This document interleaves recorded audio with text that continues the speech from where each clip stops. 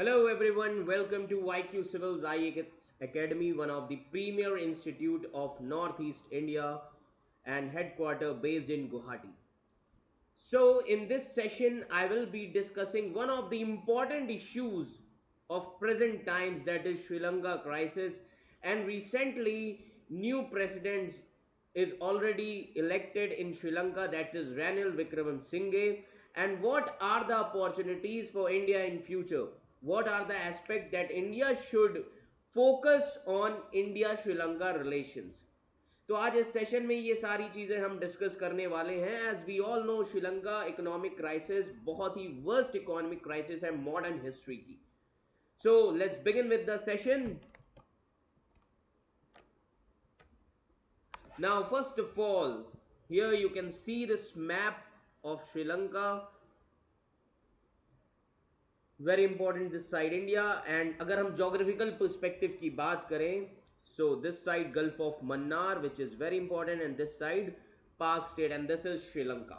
Clear?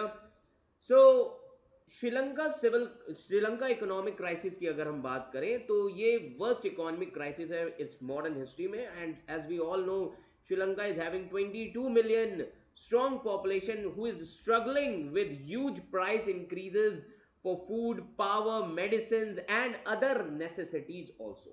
Clear? तो अब अगर हम बात करें इस क्राइसिस की, श्रीलंका में बहुत सारे प्रोटेस्ट भी हुए. आप देख सकते हैं बहुत सारी न्यूज में क्लिप्स भी आई हुई हैं, समझ में आ रहा है. और जिसकी वजह से जो population of Sri Lanka, they stormed the president's house. But to understand the present crisis we need to understand the historical background कि इन सभी चीजों की शुरुआत हुई कहां से. समझ में आ रहा है कि इन सभी चीजों की शुरुआत हुई कहां से. इसके लिए हमें समझना पड़ेगा 2009 से, जब श्रीलंका में जो सिविल वॉर था वो खत्म हुआ. अब श्रीलंका सिविल वॉर की अगर हम बात करें, जो लिट्टे का वॉर था, LTTE, लिट्टे, okay, liberation of Tamil tigers Eelam. Clear? Liberation of Tamil tigers Eelam. अब जो नॉर्दर्न श्रीलंका है and eastern part of Sri Lanka is inhabited by Tamil population. And in 1956 after the independence, now at that time Sri Lanka का नेम क्या था? सिलोन था. And Sri Lanka got independence in 1948. And in 1956 Sri Lanka ने एक official act पास किया जहां पर, याद रखिएगा कि श्रीलंका ने ऑफिशियल लैंग्वेज सिन्हालीज और जो एक पॉलिसी वो लेके आए सिन्हालीज के लिए, that is government, education, jobs, everything, सारी चीजें कंट्रोल किसके अंडर में होंगी? सिन्हालीज. तो ये डिस्क्रिमिनेशन था किसके खिलाफ? Minority groups, specially Tamils. Clear? Now तो एक वॉर शुरू होता है, श्रीलंका सिविल वॉर, फ्रॉम 1983, और ये वॉर चलता है 2009 तक. तो ये वॉर खत्म होता है after 26 years in 2009. And war के बाद जो श्रीलंका की जीडीपी होती है अराउंड, याद रखिएगा 2012 तक 8 to 9% जीडीपी थी. किसकी? श्रीलंका की. समझ में आ रहा है? Now we need to understand this thing. अब यहीं से कहानी शुरू होगी आफ्टर 2012. क्राइसिस जो होती है वो एक दिन का, याद रखिएगा, आउटकम नहीं है, वो सालों का आउटकम होता है, डिकेड्स का आउटकम होता है. समझ में आ रहा है? So we need to understand each and every perspect of Sri Lanka economic crisis which is very important. Clear? तो अब 2013 की अगर हम बात करें तो एवरेज जीडीपी जो ग्रोथ रेट था, ऑलमोस्ट आफ्टर 2013 के बाद क्या होने लगा? कम होने लगा. अब ऐसा क्यों हुआ? इसके पीछे एक रीजन है. वर्ल्ड में 2008 में कौन सी क्राइसिस आई थी? Global financial crisis. समझ में आ रहा है? ग्लोबल फाइनेंशियल क्राइसिस, जिसकी वजह से 2013 के बाद श्रीलंका पर भी असर पड़ा. ग्लोबल कमोडिटीज के जो दाम थे, अब बहुत ध्यान से सुनिएगा, ग्लोबल कमोडिटीज के जो दाम थे वो गिरने लगे. तो जो श्रीलंका एक्सपोर्ट करता था, समझ में आ रहा है, ग्लोबल कमोडिटीज के दाम कम हो गए और श्रीलंका के जो गुड्स थे उनके प्राइसेस ज्यादा थे. तो इससे क्या होगा? एक्सपोर्ट कम हो जाएगा क्योंकि बाहर की कंट्री श्रीलंका से कम खरीदेंगी. सो एक्सपोर्ट क्या हो गए? स्लो हो गए. अब बाहर जब सस्ता मिल रहा है तो श्रीलंका के लोग बाहर से क्या करेंगे? इंपोर्ट करेंगे. और इंपोर्ट बढ़ने लगा श्रीलंका का। एक्सपोर्ट कम हो रहा है, इंपोर्ट ज्यादा हो रहा है, मतलब फॉरेन करेंसी अब कम आ रही है और बाहर फॉरेन करेंसी ज्यादा जा रही है क्योंकि इंपोर्ट्स बढ़ गए। क्लियर? और वहीं से शुरुआत हो गई। तो श्रीलंका का जो बजट डेफिसिट है, याद रखिएगा, ये सिविल वॉर के टाइम में भी काफी ज्यादा हाई था। एंड देन इसी पे ग्लोबल फाइनेंशियल क्राइसिस आ गई 2008 में, जिसकी वजह से श्रीलंका के फॉरेन एक्सचेंज रिजर्व जो थे वो धीरे धीरे खाली होने लगे। एंड देन आप देखेंगे जिसकी वजह से श्रीलंका को बोरो करना पड़ा था आईएमएफ से 2009 में। श्रीलंका ने बोरो किया 2009 में आईएमएफ से अराउंड 2.6 बिलियन डॉलर्स। समझ में आ रहा है? तो ये याद रखिए, अब आईएमएफ से पैसा लिया है, कंडीशंस लगेंगी और आपको पैसा वापस भी करना है। समझ में आ रहा है? अब यहीं से कहानी शुरू हो जाती है। 2016 में भी फिर यही चीज हुई। अभी मैंने आपको बताया 2013 में ग्लोबल कमोडिटीज के प्राइसेस कम होने लगे, तो श्रीलंका का एक्सपोर्ट क्या हो गया? कम हो गया। इंपोर्ट बढ़ना शुरू हो गया क्योंकि बाहर गुड्स क्या मिल रहे हैं? सस्ते मिल रहे हैं, तो इंपोर्ट ज्यादा हो गया। तो श्रीलंका के पास फॉरेन रिजर्व्स कम आ रहा है और ज्यादा से ज्यादा फॉरेन रिजर्व जो है श्रीलंका से बाहर जा रहा है, जिसकी वजह से श्रीलंका को फिर से अप्रोच करना पड़ा 2016 में आईएमएफ को। फिर से दूसरा लोन लिया श्रीलंका ने आईएमएफ से 1.5 बिलियन डॉलर का। समझ में आ रहा है? अब जो कंडीशंस, हमेशा आईएमएफ से अगर आप पैसे लेंगे तो कंडीशंस आपको फॉलो करनी पड़ेगी, जिसकी वजह से श्रीलंका की जो इकोनॉमिक हेल्थ थी वो खराब होना शुरू हो गई थी। This was the first reason. अब रीजन तो बहुत सारे हैं, समझ में आ रहा है? अब अगर हम रीजन की बात करें, रीजन बहुत सारे, तो here will try to understand the perspective, difference perspective for economic crisis in Sri Lanka. अब इकोनॉमिक क्राइसिस का अगर हम बात करें तो यहां पर हम कुछ इकोनॉमिक्स के कॉन्सेप्ट को भी समझने की कोशिश करेंगे। अब ये काफी सारी चीजें थी न्यूज में, ये याद रखिएगा।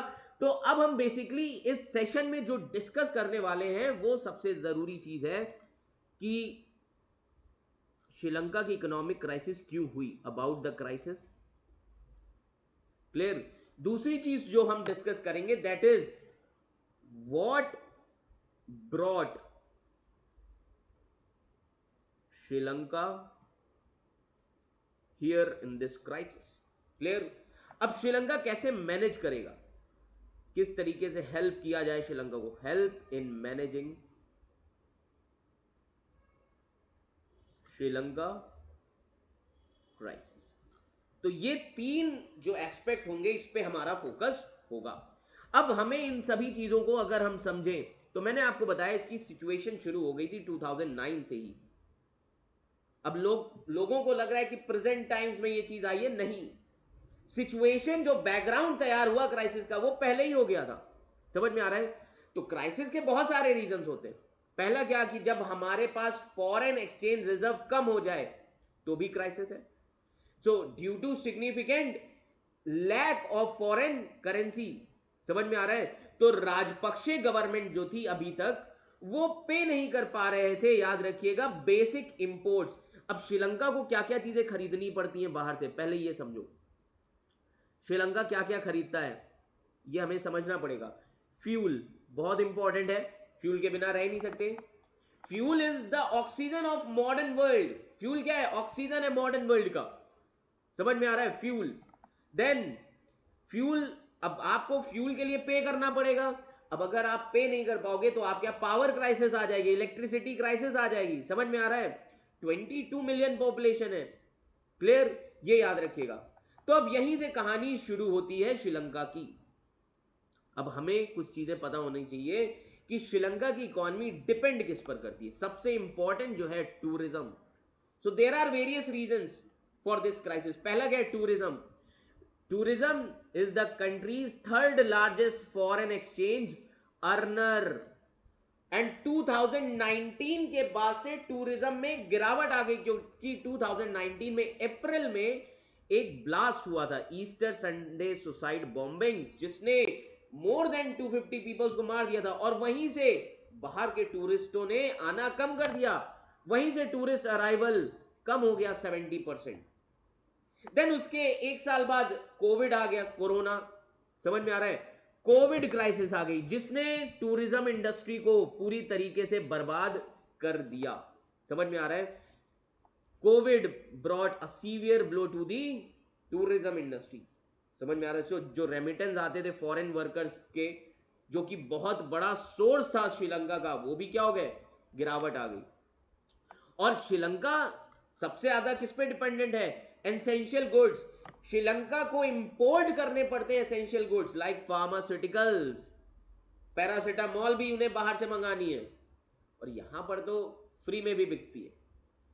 समझ में आ रहा है? गवर्नमेंट हॉस्पिटल्स में आपको फ्री में मिल जाती है पैरासिटामोल, घर में मिल जाएगी। समझ में आ रहा है? फ्यूल प्राइसेस, ये क्या है, basic essential commodities, pulses, cereals, ये सारी चीजें श्रीलंका को बाहर से मंगवानी थी, क्योंकि श्रीलंका डिपेंडेंट है एसेंशियल कमोडिटीज के लिए। तो जिससे क्या होगा, कोविड के टाइम में अब इनकम नहीं है, बट एसेंशियल गुड्स के लिए बाहर से मंगवाना है, तो आपको पे करना पड़ेगा। समझ में आ रहा है? तो क्राइसिस क्या हो जाएगी, और ज्यादा वर्स्ट हो जाएगी, ये याद रखिएगा। अब अगर हम श्रीलंका इकोनॉमिक क्राइसिस की बात करते हैं, ये बेसिकली रीजन क्या है, इकोनॉमिक मिसमैनेजमेंट इसका मेन कारण है। मेन रीजन क्या है इसका, economic mismanagement, main reason.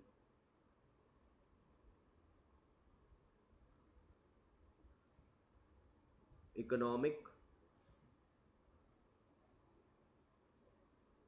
Mismanagement. अब इकोनॉमिक मिसमैनेजमेंट जो राजपक्षे की गवर्नमेंट थी वो संभाल नहीं पाई, वो मैनेज नहीं कर पाए ढंग से। क्लियर? तो यहीं पर एक इंपॉर्टेंट चीज आ गई। So this created a sustained twin deficit. समझ में आ रहा है? यहीं पर इकोनॉमिक मिसमैनेजमेंट की वजह से, अब यहीं पे इकोनॉमिक्स भी समझ लो।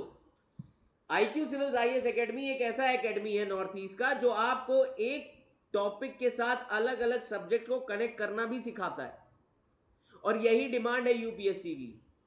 और अगर ये सीख जाओगे, चाहे यूपीएससी, एपीएससी, कोई भी एग्जाम आपको देना है, आराम से निकल जाएगा। समझ में आ रहा है? Economic mismanagement. तो इसमें सबसे इंपॉर्टेंट चीज twin deficits.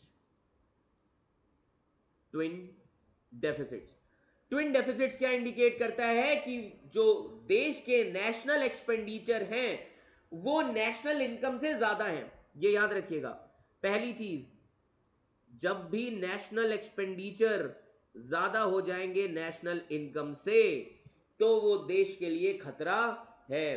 That means country की जो प्रोडक्शन है, ट्रेडेबल प्रोडक्ट्स की, सर्विसेज की, वो इनसफिशिएंट है, जिसकी वजह से एक्सपेंडिचर ज्यादा है, नेशनल इनकम कम है।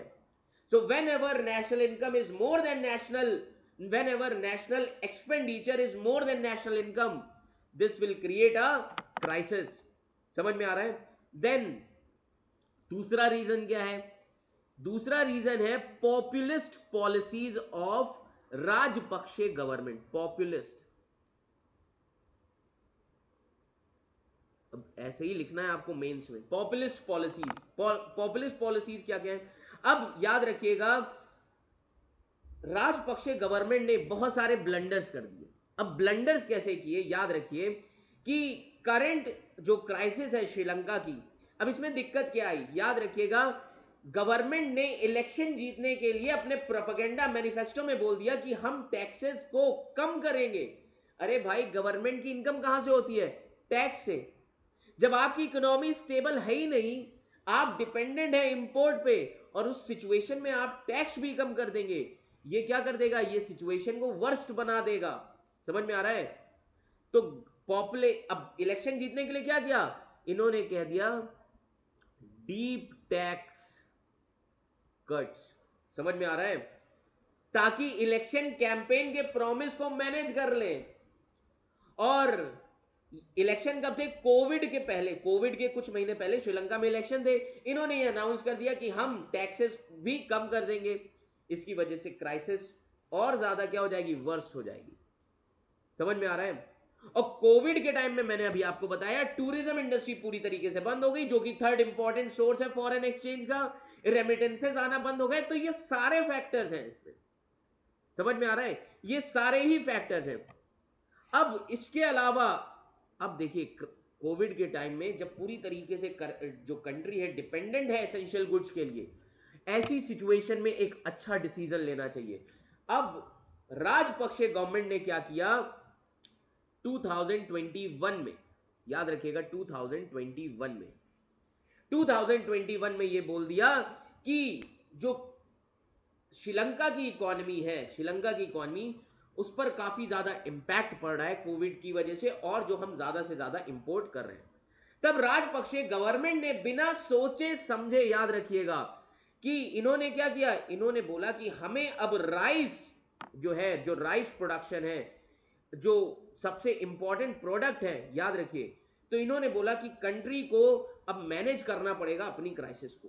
मतलब कि हमें एसेंशियल कमोडिटीज जो हैं, उन, अब एसेंशियल कमोडिटीज, फ्यूल तो मंगवाना ही मंगवाना है, वो आप निकाल नहीं सकते। तो इन्होंने सबसे इंपॉर्टेंट चीज क्या कर दी, बैन लगा दिया केमिकल फर्टिलाइजर्स पर अप्रैल 2021 में। और इन्होंने एक ही दिन में डिसीजन ले लिया कि श्रीलंका पहली कंट्री होगी वर्ल्ड की जो पूरी तरीके से ऑर्गेनिक फार्मिंग अडॉप्ट करेगी। और ये पॉलिसी डिजास्टर्स हो गई। एक सर्वे आया जिसमें यह बताया जाता है कि 90% श्रीलंका के फार्मर्स यूज करते हैं केमिकल फर्टिलाइजर्स कल्टीवेशन के लिए। समझ में आ रहा है? तो इससे अब क्या हुआ, अब एक दिन में आप प्रोडक्शन वो भी शिफ्ट कर रहे हो केमिकल फर्टिलाइजर से ऑर्गेनिक, इससे फूड प्रोडक्शन, जो डोमेस्टिक फूड प्रोडक्शन थी, वो बिल्कुल गिर गई। और जिसकी वजह से जो प्राइसेस के दाम होंगे, फूड प्राइसेस के दाम, वो आसमान छूने लगे। समझ में आ रहा है? इन्फ्लेशन बहुत ज्यादा बढ़ गया फरवरी में 225.7, जिसकी वजह से फार्मर्स ने प्रोटेस्ट करना शुरू किया। फूड इन्फ्लेशन कितना पहुंच गया, 25.7%। डिजास्टर्स। यहीं पे रोल होता है एक समझदार इंसान का, और वो समझदारी प्रेजेंट गवर्नमेंट में नहीं थी, वहां की राजपक्षे गवर्नमेंट। उन्होंने बिना आउटकम्स को सोचे डिसीजंस दे दिए। समझ में आ रहा है? देन अनदर थिंग, लो इंडस्ट्रियल प्रोडक्शन। अनदर रीजन क्या है, लो इंडस्ट्रियल प्रोडक्शन। अब जो गारमेंट फैक्ट्रीज हैं, टी एस्टेट्स हैं, ये कोविड की वजह से काम ही नहीं कर पा रहे थे। तो थाउजेंड्स ऑफ श्रीलंकन लेबर जो थे वेस्ट एशियन कंट्रीज में, याद रखिएगा, वो जॉबलेस हो गए। समझ में आ रहा है? बाहर से भी सारे वापस आ गए। और another important thing is, government की जो पॉलिसी थी वो फेलियर थी। पहली चीज, फूड होर्डिंग। गवर्नमेंट ने क्या किया, डिक्लेयर कर दी emergency regulations to distribute essential food items, और रेस्ट्रिक्शन लगा दिया ताकि डॉलर्स को सेव किया जाए, फॉरेन करेंसी को सेव किया जाए, जिसकी वजह से मार्केट में इरेगुलरिटीज आ गई। Clear? Then continuous borrowing. Sri Lanka क्या कर रहा है, इंडिया से भी बोरो कर रहा है, चाइना से भी बोरो कर रहा है, आईएमएफ से भी। श्रीलंका के ऊपर कर्जा भी बहुत ज्यादा है। सो फियर ऑफ सोवरेन डिफॉल्ट, ये जो डर था कि डिफॉल्ट ना हो जाए बाय एंड ऑफ 2021। समझ में आ रहा है? और डेडलाइंस भी आ रही थी कि एक्सटर्नल लोन जो हैं उन्हें भी पे करना है। तब इंडिया ने ऐसी सिचुएशन में सोचा क्यों नहीं श्रीलंका की मदद की जाए, और श्रीलंका को की मदद करना जरूरी भी है। जरूरी क्यों है, इसके पीछे रीजन है, क्योंकि चाइना का भी प्रेजेंस है। समझ में आ रहा है? तो इंडिया को अगर अपना फुटप्रिंट मेंटेन रखना है श्रीलंका में, तो इंडिया को भी चाइना की तरीके से क्या करना होगा, याद रखिए, एक्टिव स्टेप्स लेने पड़ेंगे। तो why helping Sri Lanka is in India interest, इसके पीछे रीजन है, any disillusionment in Sri Lanka with China, it will eases India's effort to keep Lankan archipelago out of China's string of pearls game। ताकि अगर चाइना की वजह से कोई भी, श्रीलंका में और चाइना की वजह से कोई भी अगर ऐसी क्राइसिस हो रही है, या श्रीलंकन गवर्नमेंट और चाइना के बीच में थोड़े से भी रिलेशंस डाउन होते हैं, ये इंडिया के लिए अपॉर्चुनिटी होगी। समझ में आ रहा है? इंडिया का इंटरेस्ट क्या है, चाइना की प्रेजेंस को कंटेन करना, काउंटर करना। Clear? That is why to extend India can help, और India can extend low cost help to alleviate the hardship of Sri Lankans. Clear? तो इंडिया ने एड्स देना शुरू की, देन वैक्सीन डिप्लोमेसी में वैक्सीन भी दी, ये सारी चीजें। तो अब इंडिया ने कैसे हेल्प किया श्रीलंका को क्राइसिस में, we need to understand this, how India has assisted Sri Lanka in economic crisis. तो जनवरी 2022 में इंडिया ने प्रोवाइड किया इकोनॉमिक सपोर्ट, याद रखिएगा, श्रीलंका को। क्लियर? अब डर ये था कि कहीं सोवरेन डिफॉल्ट ना हो जाए ये कंट्री, तो इंडिया ने हेल्प किया। फिर इंडिया ने रिलीफ दिया 2022 में अराउंड $1.4 बिलियन, जिसमें 400, याद रखिए, currency swap and 500 million dollar का, याद रखिएगा, loan deferment program. And India ने बोला कि हम 500 line of credit fuel import भी देंगे। तो इंडिया ने हेल्प दिया around $1 billion short term concessional loans, किसको? श्रीलंका को, क्योंकि श्रीलंका क्या फेस कर रहा है? Economic crisis. ये बहुत इंपॉर्टेंट। अब इंपैक्ट क्या पड़ा श्रीलंका इकोनॉमिक क्राइसिस का? Impact of Sri Lanka economic crisis, पहला इंपैक्ट याद रखिए, transshipment nature of Sri Lankan ports. अब अगर हम बात करें, थाउजेंड्स ऑफ कंटेनर इंडिया से जाते हैं श्रीलंका में, समझ में आ रहा है, कंजम्पशन के लिए भी और वहां से भी सामान आता है। क्लियर? पहला याद रखिएगा। तो ट्रांसशिपमेंट जो कार्गो है, this have been lying uncleared at Colombo port because authority can not economically afford to transfer containers between terminals, क्योंकि वहां की अथॉरिटी के पास पैसा ही नहीं है। तो ये सबसे बड़ा इंपैक्ट पड़ा। और इसका इंपैक्ट किसमें पड़ेगा? Trade and commerce. And India काफी ज्यादा रिलाई करता है बेसिकली कोलंबो पोर्ट पर, क्योंकि ग्लोबल ट्रेड होती है, ग्लोबल ट्रेड का पार्ट है। It is a part of transit hub also, क्योंकि 60% इंडिया का ट्रांसशिपमेंट कार्गो जो है कोलंबो पोर्ट हैंडल करता है। एंड इंडिया लिंक कार्गो, याद रखिएगा, account 70% of ports total transshipment volume. तो इंडिया के लिए काफी इंपॉर्टेंट है ये पोर्ट। देन रिलेशंस जो हैं, relation deterioration with India impacting Sri Lankan tourism and investment also. अगर रिलेशंस इंडिया के साथ खराब होंगे तो श्रीलंका के टूरिज्म पर भी असर पड़ेगा, इन्वेस्टमेंट पर भी। अब मालदीव्स देखिए, कोई इकोनॉमिक क्राइसिस नहीं, जैसे मालदीव्स खुला, सारे बॉलीवुड सेलिब्रिटी इंडियंस सब कहां गए? मालदीव्स घूमने। तो इंडिया ने काफी ज्यादा मालदीव्स का टूरिज्म बढ़ाया। So India has traditionally been among Sri Lanka's largest trade partner. तो पैंडेमिक के पहले इंडिया, याद रखिएगा, टॉप टूरिज्म सोर्स है श्रीलंका का। एंड 1/5 से भी ज्यादा टोटल इंपोर्ट कहां से आता है श्रीलंका के पास? याद रखिए, इंडिया से। तो इंडिया एक बहुत ही लार्जेस्ट कंट्रीब्यूटर है फॉरेन डायरेक्ट इन्वेस्टमेंट का श्रीलंका में। और अगर हम 2019 तक की बात करें, इंडिया ने अमाउंट इन्वेस्ट किया हुआ है $1.7 बिलियन। क्लियर? तो मेन इन्वेस्टमेंट किस एरियाज में? Petroleum, retail, tourism, hotel, manufacturing, real estate, telecommunication, banking, etcetera etcetera. तो बहुत सारी कंपनीज हैं इंडिया की, लीडिंग कंपनीज, जिन्होंने बनाया हुआ है अपना प्रेजेंस श्रीलंका में, जैसे कि इंडियन ऑयल ने, एयरटेल ने, ताज होटल्स ने, Dabur, Ashok Leyland, then Tata communication, Asian paints, SBI, ICICI, इन सभी ने श्रीलंका में अपनी प्रेजेंस बनाई हुई है। अनदर थिंग इज, श्रीलंका क्यों जरूरी है? क्योंकि श्रीलंका की जियोपॉलिटिकल लोकेशन बहुत इंपॉर्टेंट है, Indian ocean region. So it is a kind of predatory bond between Sri Lanka and China, जो कि इंडिया के इंटरेस्ट को थ्रेटन करता है इंडियन ओशन रीजन में।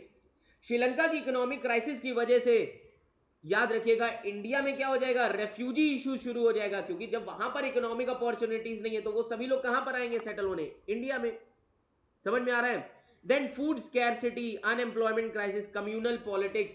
अब आज ये सारी चीजें, कम्युनल पॉलिटिक्स, अनएम्प्लॉयमेंट क्राइसिस, ये सारी चीजें प्रेजेंट है। फंडामेंटलिज्म, ये सारी चीजें कहां पर आ गई हैं? श्रीलंका में। Islamic fundamentalism, extremism also present in Sri Lanka. 2019 bomb blast evidence है। क्लियर? ये याद रखिए। सो इस सिचुएशन में इंडिया की जो असिस्टेंस है वो काफी इंपॉर्टेंट हो सकती है। तो आज अभी जो इंडिया हेल्प कर रहा है श्रीलंका, इसको कैसे देख सकता है? स्केप्टिकल ऑल्सो, कि इसके पीछे इंडिया का रीजन क्या हो सकता है, इंडिया के इंटेंशंस क्या हो सकते हैं। समझ में आ रहा है? So the leadership has thanked India for the timely assistance. But साथ ही साथ श्रीलंका की मीडिया में और कुछ सेक्शंस में यह भी चल रहा है कि इंडिया इतना ज्यादा हेल्प क्यों कर रहा है। समझ में आ रहा है? तो अब याद रखिए, इंडिया बहुत सारे प्रोजेक्ट्स में आना चाहता है श्रीलंका में, इंफ्रास्ट्रक्चर के टर्म्स में। लाइक अब श्रीलंका का जो पोर्ट है, strategic Trincomalee port. Clear? So strategic Trincomalee oil tank farm project, then NTPC national thermal power corporation recent agreement हुआ सेलोन इलेक्ट्रिसिटी बोर्ड के साथ, और इंडिया इसमें याद रखिएगा सोलर पावर प्लांट सेटअप करेगा संपूर एरिया में, और इसमें इन्वेस्ट कौन करेगा? हमारे अडानी साहब। क्लियर? तो इंडिया असिस्टेंस प्रोवाइड कर रहा है। इसीलिए श्रीलंका की मीडिया ने एक्यूज किया इंडिया को कि इंडिया क्या कर रहा है, इंडिया इनडायरेक्टली डिप्लोमेटिक ब्लैकमेल कर रहा है किसको? श्रीलंका को, कि तुम्हारे पास पैसा नहीं हम दे रहे हैं। और श्रीलंका को ये चीज समझना चाहिए, ये वहां की एक मीडिया बोल रही है, समझ में आ रहा है? और वहां का जो पॉलिटिकल ऑपोजिशन है उन्होंने अडानी ग्रुप को अपोज भी किया कि अडानी ग्रुप एंटर कर रहा है श्रीलंका में बैक डोर के through. That mean in the background of Sri Lanka economic crisis. Now if I ask you what are the solutions, तो अब ये सारी चीजें क्या थी, रीजन से इंपैक्ट क्या पड़ा। Now we need to understand solutions to overcome this crisis.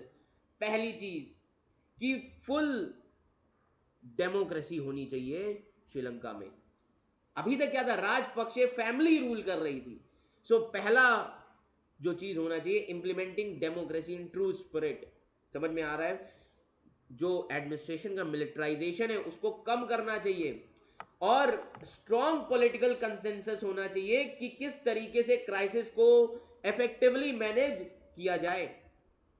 समझ में आ रहा है? दूसरी चीज, एग्रीकल्चरल प्रोडक्टिविटी को बढ़ाया जाना चाहिए, job opportunities non farming sector में बढ़ाई जानी चाहिए। लाइक बहुत सारे सेक्टर हैं, health sector and other sectors. Better implementation होना चाहिए रिफॉर्म्स का। समझ में आ रहा है? Reforms, health reforms, education reforms, clear, इन सभी सेक्टर्स में रिफॉर्म्स होने चाहिए। इकोनॉमिक रिफॉर्म्स बहुत इंपॉर्टेंट। देन टूरिज्म सेक्टर में भी रिफॉर्म होने चाहिए, इन्वेस्टमेंट होना चाहिए, और टूरिज्म सेक्टर को भी रिवाइव करना चाहिए। समझ में आ रहा है? तो पहली चीज, डेमोक्रेसी को सही से इंप्लीमेंट करना चाहिए। अब इंडिया क्या सपोर्ट कर सकता है? We need to understand this. Support from India, India के पास एक नेबरहुड की पॉलिसी है, that is neighbourhood first policy. India को इस पॉलिसी का यूज करके श्रीलंका के साथ एक अच्छे रिलेशन और स्ट्रॉन्ग करने चाहिए। That India and Sri Lanka can walk that extra mile to help Sri Lanka out of current crisis. India को हेल्प करना चाहिए श्रीलंका की टूवर्ड्स रियलाइजिंग इट्स पोटेंशियल, और जो फ्रेंडली नेबरहुड है उसको और ज्यादा इफेक्टिवली हमें बढ़ाना चाहिए। तो इसमें कौन हेल्प कर सकता है? इंडिया के बिजनेसेस। इंडिया बिजनेसेस जो हैं, Indian businesses, they can develop supply chains that intervene the Indian and Sri Lankan economies in terms of good and services. Essential good से आईटी तक दोनों ही कंट्रीज के बीच में कोऑपरेशन होना चाहिए। समझ में आ रहा है?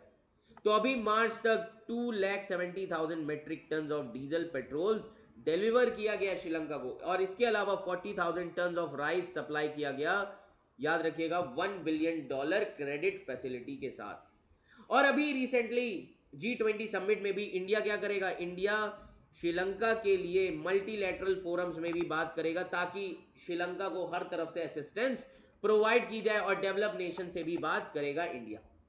समझ में आ रहा है?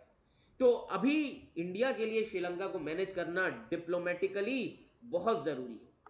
Then another thing, bail out from IMF. Sri Lanka ने अप्रोच किया आईएमएफ से, क्योंकि ऑलरेडी श्रीलंका ने लोन लिया है 2000 याद रखिएगा 8 में जब ग्लोबल फाइनेंशियल क्राइसिस, देन 2016 में अब फिर से। तो आईएमएफ कैन सपोर्ट श्रीलंका के, कैन श्रीलंका, आईएमएफ सपोर्ट कर सकता है श्रीलंका की इकोनॉमिक क्राइसिस में। बट आईएमएफ को आपको पता ही है कि कुछ उनकी कंडीशंस होती हैं। समझ में आ रहा है? So IMF can restore macroeconomic stability, डेब्ट sustainability, clear, while protecting the poor and vulnerable, safeguarding financial stability, and also IMF can help stepping up structural reforms to address corruption vulnerabilities. और IMF help कर सकता है श्रीलंका की growth potential में भी। समझ में आ रहा है? बट एक कंडीशन है, दैट इज IMF के terms and conditions. Then circular economy, circular economy बहुत इंपॉर्टेंट है। अब इकोनॉमिक इंस्टेबिलिटी जो है अभी श्रीलंका में, ये क्यों है? बिकॉज श्रीलंका पूरी तरीके से डिपेंडेंट है इंपोर्ट पर अपने एसेंशियल गुड्स के लिए। इसको कम किया जा सकता है सर्कुलर इकोनॉमी के थ्रू। सर्कुलर इकोनॉमी के थ्रू मतलब कि श्रीलंका जो है और भी बहुत सारी चीजें लाए जिसकी वजह से एक ऑल्टरनेटिव प्रोवाइड करे जो हेल्प करेगा रिकवरी में, मतलब अपने टूरिज्म सेक्टर में इन्वेस्टमेंट करे श्रीलंका। समझ में आ रहा है?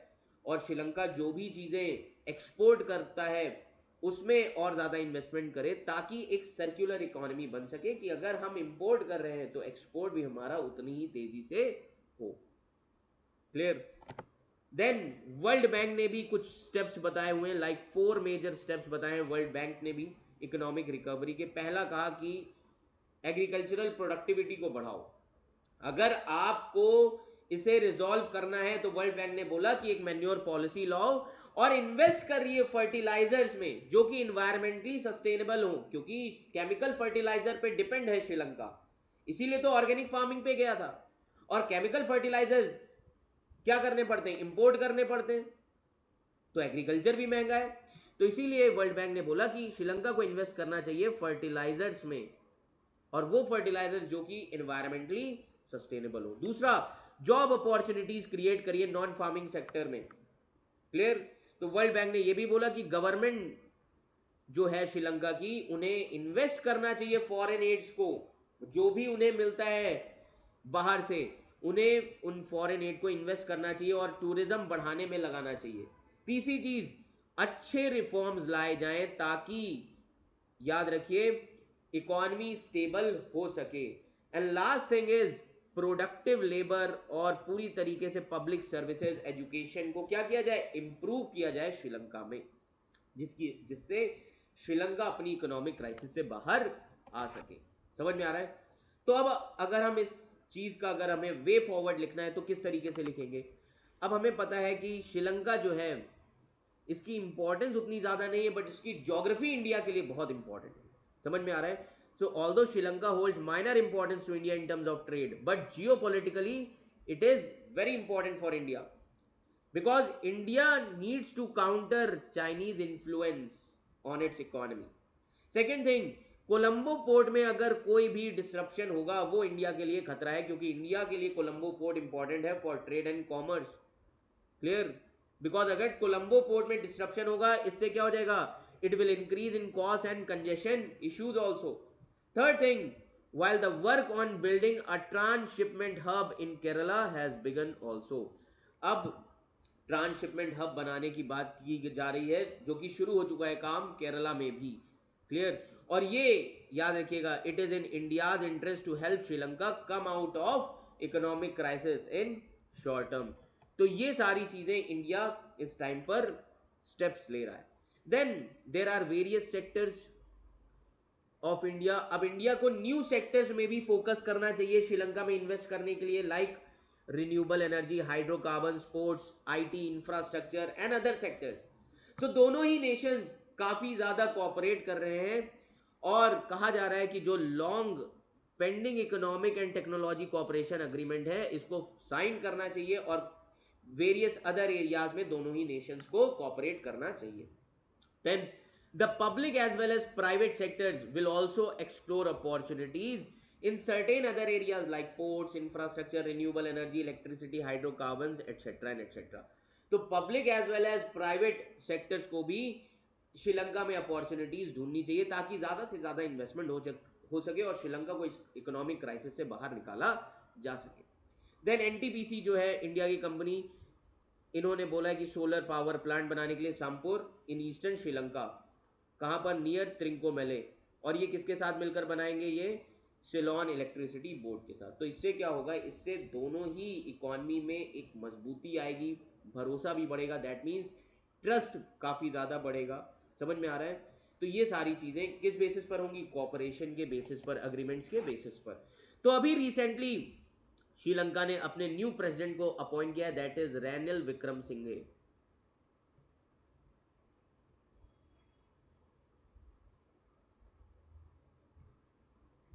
विक्रमे सिंघे।